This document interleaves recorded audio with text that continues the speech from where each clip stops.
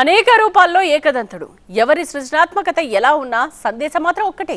పర్యావరణ పరిరక్షణపై చైతన్యం కలిగించడమే లక్ష్యంగా ఈసారి భారీ సంఖ్యలో విగ్రహాలను ఏర్పాటు చేశారు.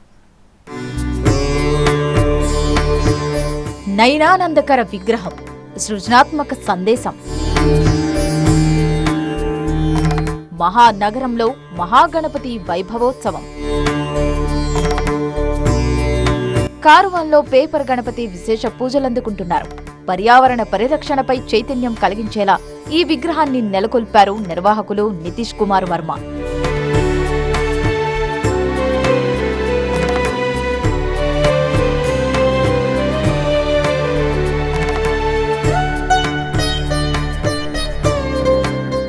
మనం చెట్లు పెంచుదాం, ఆ అవేర్నెస్ గురించి అని పెట్టాము.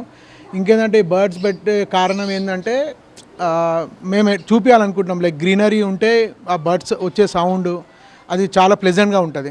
గ్రీనరీ లేనప్పుడు మేము ఒక సైడ్లో చూపించాం, ఎట్లా అంటే it will like little sad, కొంచెం సాడ్గా ఉంటుంది. జస్ట్ పీపుల్కి అవేర్నెస్ గురించి అని ఇదంతా చేశాము. దీంట్లో ఎలాంటి ప్లాస్టిక్, ఎలాంటి పిఓపి వాడలేము, ఇదంతా న్యాచురల్ పెయింట్స్. అండ్ ఈసారి మేము వినాయకునికి కూడా ట్యాంక్ బండ్ తీసుకెళ్లకుండా మ్యాన్ మేడ్ పాండ్లో తీసుకెళ్దామని ఫిక్స్ అయ్యాము. Because when we're saying we need to save environment, then we should follow it. తిరుమలలో వెంకటేశ్వర స్వామి తరహాలు, హైదరాబాద్ పురాణ పూల్లో జై బోలో గణేష్ బాలాజీ అంటూ దశావతార వినాయక విగ్రహాన్ని ఏర్పాటు చేశారు.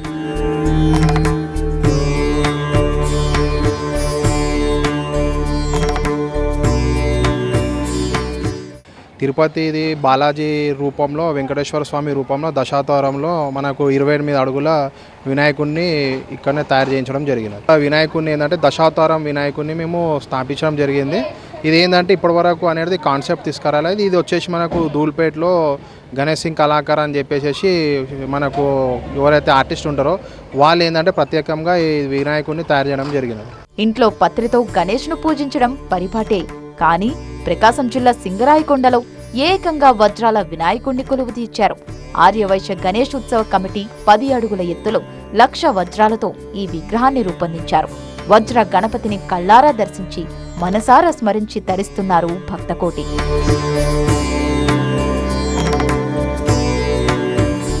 క్రియేటివిటీ ఉండాలే కాని భక్తి చాటుకోవడానికి కాదేది అనర్హం. వినాయకోత్సవం అంటేనే ప్రకృతి పులకించే మహోత్సవం.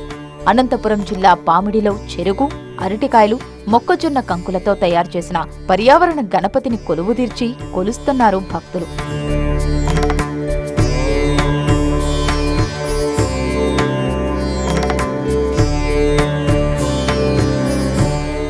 అటు తిరుపతి జిల్లా సూళ్లూరుపేటలో మొక్కజొన్న గజానన విగ్రహం భక్తుల్ని విశేషంగా ఆకర్షిస్తోంది. పర్యావరణ గణపతికి భక్తితో ప్రణమిల్లుతున్నారు.